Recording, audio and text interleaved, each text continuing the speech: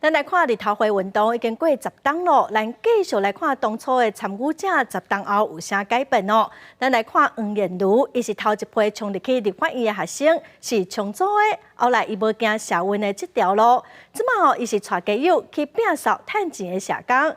对社会抗争到社会服务，伊讲伊想要互台湾愈来愈好的心意，并无改变。下面很温馨诶，下面很像。店内底气氛是真热。这是燕如清在甲老战友聚会所在。大学的时阵，燕如就开始参加社会运动。10年前的318学运，伊是头一批冲入去立法院的学生，嘛互号做是重组的。迄当阵，伊负责医市机场内底的特殊。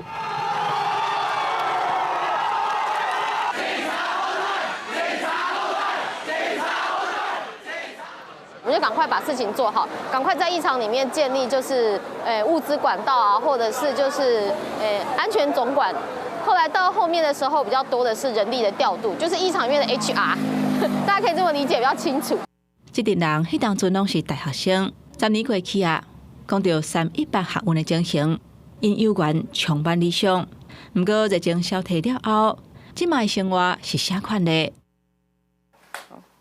那这边是我们就是协会最特别的一个部门，就是死亡现场清洁业，对，然后我们也会教导街友是如何清理，就是比如说孤独死啊。2014年退场完之后，那其实每个人去找到最适合的位置去改变台湾的现在这个社会，然后也是每个人想做的，有人去参政，有人去当幕僚，然后我就回到民生相关。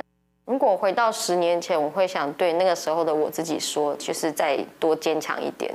你要坚强起来，你才会有能量去承担更多别人的状态。为社运到社工，为抗争到服务。